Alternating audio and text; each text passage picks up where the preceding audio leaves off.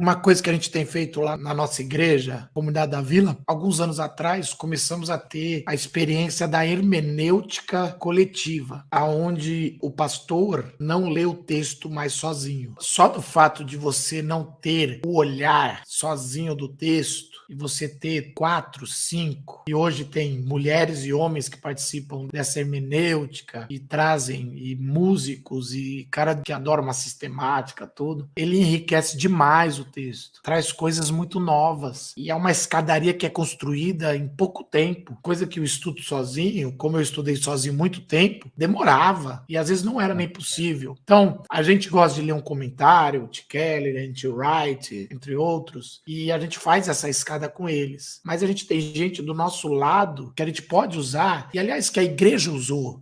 Nunca se leu a palavra de Deus na Bíblia sozinho. Era raro. Você tem ali o relato do eunuco, de alguém que estava ali no rolo saindo, mas a grande maioria, sinagogas, o Antigo Testamento, era nas festas, eram juntos. Então, a Bíblia é um livro para ser lido coletivamente, em uma hermenêutica coletiva, numa aplicação comunitária de comunhão, né? Desde o processo, mas também nesse negócio que você falou, da hora que você lê, existe o posicionamento que naturalmente a gente já faz. Por exemplo, eu vou ler a parábola lá do bom samaritano. Logo de cara, você já se posiciona. Ou você é o bom samaritano, ou você é o sacerdote levita. Às vezes, raramente a gente se coloca como o cara que é assaltado, ou até mesmo, como alguns alegóricos faziam pais da igreja, a gente pode ser o jumentinho ou o cara da hospedaria, aí vai forçando. Mas esse exercício, ele é um exercício que, se você naturalmente, ao ler o texto, sempre se coloca no mesmo lugar, na hermenêutica coletiva, alguém vai te puxar a orelha falando, mas e se a gente é esse? Isso é muito bom. E tem aspectos da experiência das pessoas que tocam muito. A Bíblia é cheia de exemplos assim, e a gente nem sempre percebe isso. Uma vez eu, num grupo de Telegram, muitos anos atrás, eu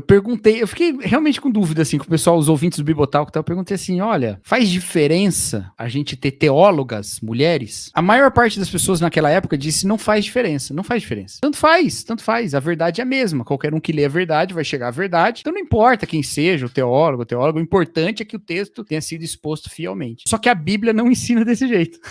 Isso tem cara do pensamento moderno, de achar que uma verdade é quase grego. Eu vou lá, usar a técnica certa, eu posso ser até um ateu, a verdade está lá. Exato. Posso até ser isso é muito interessante até para alguns desdobramentos das igrejas contemporâneas, né? Mas uma coisa que é interessante, assim, quando você olha na Bíblia, tem vários exemplos desse tipo de distinção. O meu preferido, disparado, é o exemplo das filhas de Zelofeade, porque tem lá a história em Números, né, das filhas de Zelofeade, as mulheres, 5 mulheres que o pai morreu, não tinha nenhum filho, as terras do pai iam ser distribuídas pela família, pelos irmãos e tal, o nome do pai ia sumir, não ia continuar, as terras do pai não iam continuar na família, elas vão lá e recorrem a Moisés e falam, olha, essa lei não está contemplando esse caso, em que o nosso pai morreu e só deixou 5 mulheres. E aí Moisés vai consultar Deus. Aí eu sempre digo isso, Moisés é o teólogo mais imediato que existe, porque não tem nenhuma mediação, ele ouviu de Deus mesmo, ele não tem tradição com o que dialogar quase, porque ele tá ali diante de Deus, claro que ele tinha, né, mas aí ele vai a Deus de novo falar, e Deus diz, elas estão certas, quer dizer, elas vieram questionar um ponto da palavra de Deus, então é teologia, porque foi Deus que falou os mandamentos, né, elas vieram questionar um ponto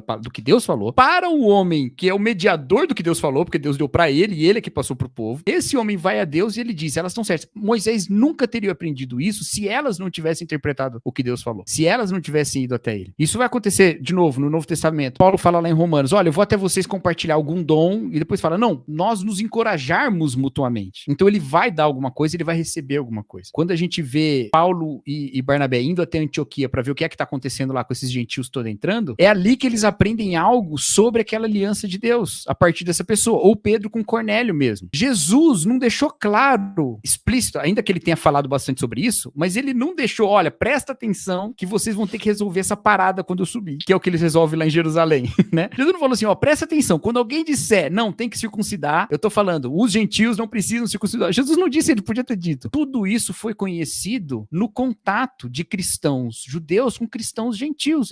Os cristãos judeus que andaram com Jesus aprenderam isso no contato com os cristãos gentios. A gente precisa precisa dessa diversidade. O Miroslav Volf fala isso, né? Ele fala que se eu não tenho o outro, eu não consigo diferenciar aquilo que eu tô aprendendo de Deus, se é Deus mesmo, se sou eu. Eu só consigo quando eu tenho uma alteridade mostrando pra mim que ele também tem comunhão com Deus, só que ele tem outros termos. Então, nesses outros termos eu posso aprender. Olha, Deus fala assim também. Então, por isso que a diversidade da igreja, ela enriquece a interpretação bíblica, porque senão a gente vai cair nos nossos ídolos pré-moldados.